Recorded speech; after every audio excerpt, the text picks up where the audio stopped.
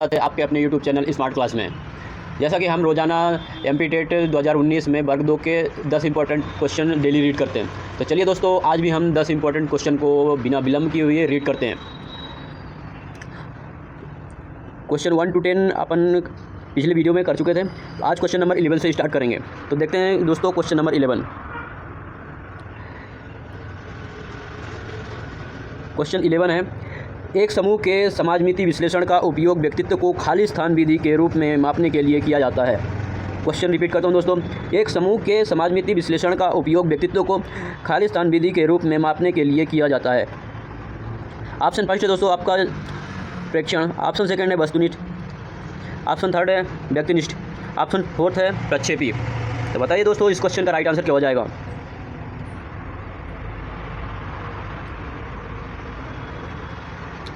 बिल्कुल दोस्तों, इस क्वेश्चन का right answer option number second के साथ चला जाएगा, वस्तुनिष्ठ इसका राइट आंसर हो जाएगा।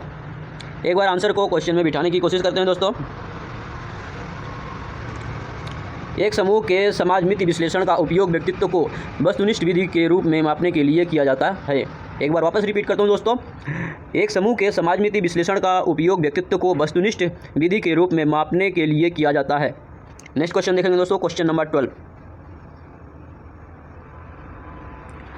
क्वेश्चन 12 है दोस्तों, विलियमसन के अनुसार निम्नलिखित में से कौन निर्देशन परामर्श का लाभ है। विलियमसन के अनुसार निम्नलिखित में से कौन निर्देशन परामर्श का लाभ है। ऑप्शन फर्स्ट है आपका भावनात्मक पहलू के बजाय बौद्धिक पर जोर दिया जाता है। ऑप्शन सेकंड है कुशल और आश्वस्त होने के लिए परामर्श लेने वाले का मार्गदर्शन नहीं करता है। ऑप्शन थर्ड है परामर्श लेने वाले को निर्भर बनाना। ऑप्शन फोर्थ है पहल को दबाना। बताइए दोस्तों, इस क्वेश्चन का राइट आंसर क्या हो जाएगा। जी हाँ दोस्तों, बिल्कुल आपका option number first right answer के साथ चला जाएगा। ऑप्शन फर्स्ट है आपका भावनात्मक पहलू के बजाय बौद्धिक पर जोर दिया जाता है। भावनात्मक पहलू के बजाय बौद्धिक पर जोर दिया जाता है। विलियमसन के अनुसार भावनात्मक पहलू के बजाय बौद्धिक पर जोर दिया जाता है। नेक्स्ट क्वेश्चन देखेंगे, क्वेश्चन नंबर 13। क्वेश्चन 13, आर्थोटिक उपकरणों के मुख्य रूप से खाली स्थान के लिए डिजाइन किया जाता है। आर्थोटिक उपकरणों को मुख्य रूप से खाली स्थान के लिए डिजाइन किया जाता है। ऑप्शन फर्स्ट है आपका इनमें से कोई नहीं। ऑप्शन सेकंड है शरीर के अंगों को समर्थन देने। ऑप्शन थर्ड है शरीर के हिस्से की मरम्मत करने। ऑप्शन फोर्थ है न होने वाले अंगों की जगह लगाने। बताइए दोस्तों, इस क्वेश्चन का राइट आंसर क्या हो जाएगा।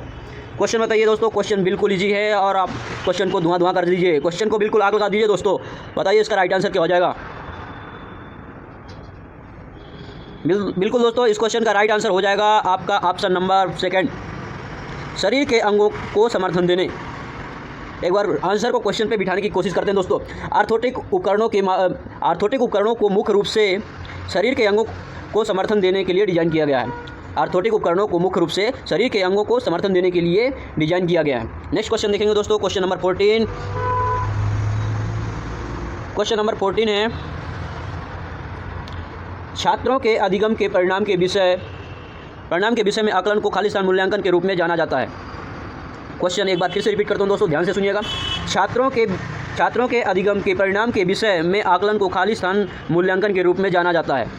बताइए दोस्तों, इसका राइट आंसर क्या हो जाएगा। ऑप्शन फर्स्ट है आपका नैदानिक, ऑप्शन सेकंड है बेंचमार्क, ऑप्शन थर्ड है रचनात्मक, ऑप्शन फोर्थ है निदान। बताइए इसका राइट आंसर क्या हो जाएगा।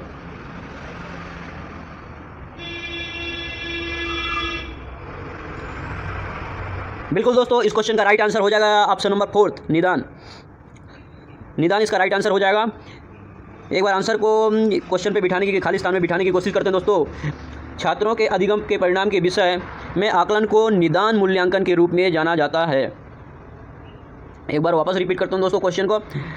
छात्रों के अधिगम के परिणाम के विषय में आकलन को निदान मूल्यांकन के रूप में जाना जाता है। एक बार वापस रिपीट कर देता हूँ दोस्तों, ध्यान से सुनिएगा। छात्रों के अधिगम के परिणाम के विषय में आकलन को निदान मूल्यांकन के रूप में जाना जाता है। नेक्स्ट क्वेश्चन देखेंगे दोस्तों, क्वेश्चन नंबर 15। क्वेश्चन 15 है, निम्नलिखित में से कौन सा अनुकूलन ओरिएंटेशन कोहल वर्ग के अनुसार पारंपरिक नैतिकता के चरण के अंतर्गत आता है। क्वेश्चन रिपीट करता हूँ दोस्तों, निम्नलिखित में से कौन सा अनुकूलन ओरिएंटेशन कोहल वर्ग के अनुसार पारंपरिक नैतिकता के चरण के अंतर्गत आता है। आपका ऑप्शन फर्स्ट है दंड एवं आज्ञा के प्रति अनुकूलन ओरिएंटेशन। ऑप्शन सेकेंड है सामाजिक सहानुभूति और विवेक। ऑप्शन थर्ड है सार्वभौमिक नैतिक मूल्यों की नैतिकता। ऑप्शन फोर्थ है सहायक उद्देश्य और विनिमय। तो बताइए दोस्तों इस क्वेश्चन का राइट आंसर क्या हो जाएगा। बिल्कुल दोस्तों, इस क्वेश्चन का राइट आंसर हो जाएगा ऑप्शन नंबर सेकेंड, सामाजिक सहानुभूति और विवेक। सामाजिक सहानुभूति और विवेक। क्वेश्चन फिर से रिपीट करता हूं दोस्तों, निम्नलिखित में से कौन सा अनुकूलन ओरिएंटेशन कोहल वर्ग के अनुसार पारंपरिक नैतिकता के चरण के अंतर्गत आता है। तो सामाजिक सहानुभूति और विवेक कोहल वर्ग के अनुसार पारंपरिक नैतिकता के चरण के अंतर्गत आता है। नेक्स्ट क्वेश्चन देखेंगे दोस्तों, क्वेश्चन नंबर 16। क्वेश्चन 16 है, निम्नलिखित में से कौन बाह्य प्रेरणा का उदाहरण नहीं है। आपका ऑप्शन फर्स्ट है वेतन, ऑप्शन सेकंड है प्रशंसा, ऑप्शन थर्ड है जुनून, ऑप्शन फोर्थ है पदोन्नति। बताइए दोस्तों इस क्वेश्चन का राइट आंसर क्या हो जाएगा।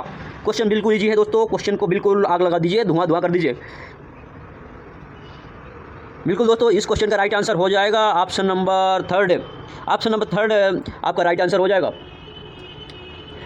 एक बार क्वेश्चन को पुनः रिपीट करता हूं दोस्तों, निम्नलिखित में से कौन बाह्य प्रेरणा का उदाहरण नहीं है। तो जुनून जो है बाह्य प्रेरणा का उदाहरण नहीं है, जुनून ये एक आंतरिक प्रेरणा का उदाहरण है। बाकी के 3 बाह्य प्रेरणा के उदाहरण हैं, जैसे वेतन, प्रशंसा और पदोन्नति, ये बाह्य प्रेरणा के उदाहरण हैं। कि जुनून एक आंतरिक प्रेरणा का उदाहरण है। नेक्स्ट क्वेश्चन देखेंगे दोस्तों, क्वेश्चन नंबर 17। क्वेश्चन 17 है, जब शिक्षक विद्यालयी शिक्षा में विशेष आवश्यकताओं वाले बच्चों के मार्गदर्शन और परामर्श में व्यस्त रहते हैं तो निम्न में से क्या सत्य है। ऑप्शन फर्स्ट है आपका शिक्षक का अपना व्यावसायिक विकास स्पष्ट है। ऑप्शन सेकंड है आपका शिक्षक प्रोत्साहन, मान्यता और पदोन्नति पा सकते हैं। ऑप्शन थर्ड है आपका शिक्षक के मार्गदर्शन में छात्र अधिगम की प्रक्रिया में सुरक्षित और अधिक व्यस्त महसूस करेंगे। ऑप्शन फोर्थ है शिक्षक के मार्गदर्शन में छात्रों को विशेष अवधान प्राप्त होता है। बताइए दोस्तों इस क्वेश्चन का राइट आंसर क्या हो जाएगा।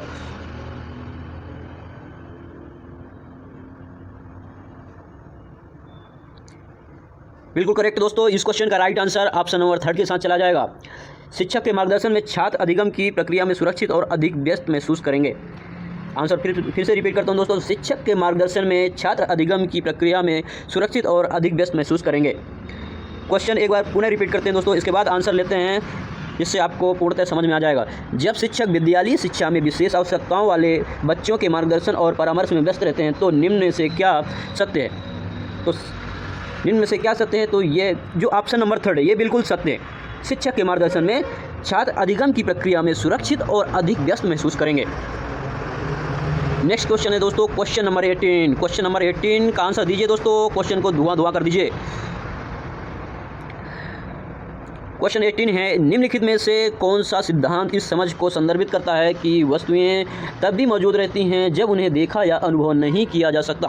क्वेश्चन वापस रिपीट करता हूं दोस्तों, निम्नलिखित में से कौन सा सिद्धांत इस समझ को संदर्भित करता है कि वस्तुएं तब भी मौजूद रहती हैं जब उन्हें देखा या अनुभव नहीं किया जा सकता।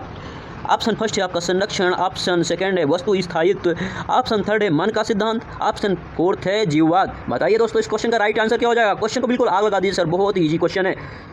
बताइए इसका राइट आंसर क्या हो जाएगा। बिल्कुल दोस्तों, इस क्वेश्चन का राइट आंसर चला जाएगा ऑप्शन नंबर सेकंड के साथ, वस्तु स्थायित्व। वस्तु स्थायित्व इसका राइट आंसर हो जाएगा दोस्तों। ये एक बार क्वेश्चन और आंसर को मैच करके फिर से रिपीट करता हूं दोस्तों, निम्नलिखित में से कौन सा सिद्धांत इस समझ को संदर्भित करता है कि वस्तुएं तब भी मौजूद रहती हैं जब उन्हें देखा या अनुभव नहीं किया जा सकता। तो कौन सा सिद्धांत है, वस्तु स्थायित्व का सिद्धांत है दोस्तों। वस्तु स्थायित्व का सिद्धांत इस समझ को